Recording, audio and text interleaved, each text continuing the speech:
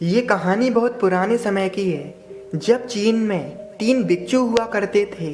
किसी के नाम का उल्लेख नहीं है, क्योंकि उन्होंने कभी किसी को अपना नाम नहीं बताया। उन्होंने कभी किसी के बात का उत्तर नहीं दिया।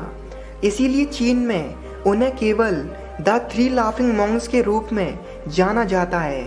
उन्होंने केवल एक ही काम किया, वे एक गांव में प्रवेश करते, बाजार में खड़े होते और हंसने लगते। अचानक लोग जागरूक हो जाते और वहां लोग जमा होने लगते, लेकिन वह भिक्षु अपने पूरे अस्तित्व के साथ हंसते रहते और वहां धीरे धीरे एक भीड़ जमा हो जाती और उन्हें देखकर सारी भीड़ भी हंसने लगती। वहां क्या हो रहा था किसी को नहीं पता। तब पूरा शहर शामिल हो जाता और वहां हंसने लगता। जैसे ही पूरा शहर हंसने लगता, वह तीनों भिक्षु उस शहर को छोड़कर चले जाते। यही उनका एकमात्र उपदेश था, एक ही संदेश था, हंसना। और वे सिखाते नहीं थे, वे केवल स्थिति को पैदा करते थे। फिर ऐसा हुआ कि वे पूरे देश में प्रसिद्ध हो गए। 3 हंसते हुए भिक्षु। पूरा चीन उन्हें प्यार करता था, उनका सम्मान करता था। किसी ने भी इस तरह का उपदेश नहीं दिया था कि जीवन सिर्फ एक हंसी होना चाहिए और कुछ नहीं। और वे किसी पर विशेष रूप से नहीं हंसते थे, बल्कि ऐसे हंसते थे जैसे वे ब्रह्मांडीय मजाक को समझ गए हों। उन्होंने एक भी शब्द का उपयोग किए बिना पूरे चीन में इतना आनंद फैलाया।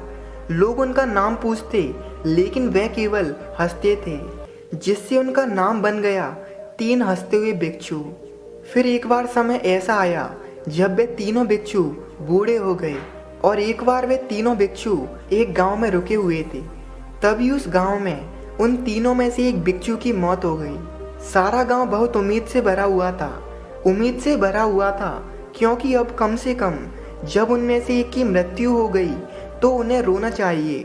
यह देखने लायक बात होगी, क्योंकि इन लोगों के रोने की कल्पना कभी किसी ने नहीं की थी।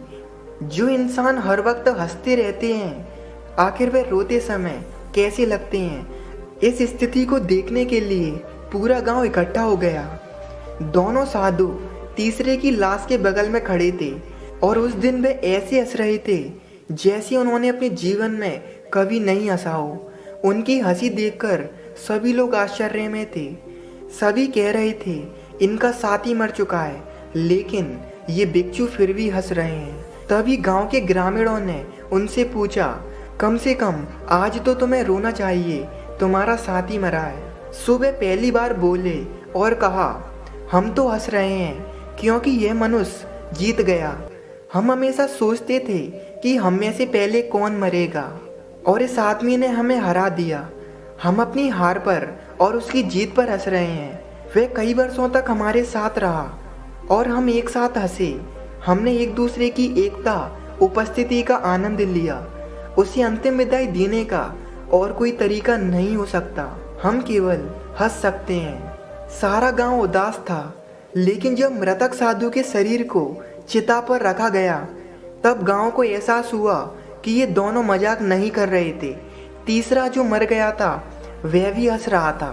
जो तीसरा भिक्षु मरा था, उसने एक मरने से पहले शर्त रखी थी कि जब वह मरे तो उसके शरीर के कपड़े नहीं बदले जाएं, ना ही उसको नहलाया जाए और ना ही उसे कोई दूसरे कपड़े पहनाए जाएं।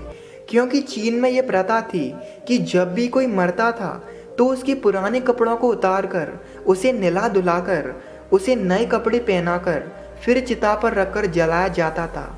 लेकिन उस साधु की बात को मान लिया गया और उसे उन्हीं कपड़ों के साथ चिता पर रख दिया गया।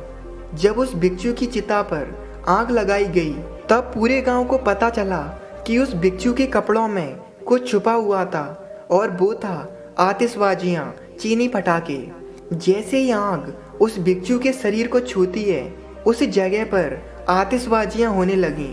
100 तरह की आतिशबाजियां पूरे आसमान में दिखाई देने लगीं, और इस दृश्य को देखकर वहां जितने भी लोग खड़े थे वे सब खुश हो गए और उन दोनों साधुओं के साथ हंसने लगे।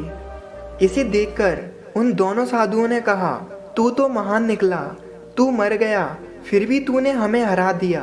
तूने मरने के बाद भी इन सब लोगों को हंसा दिया, लेकिन ये तेरी आखिरी हंसी थी।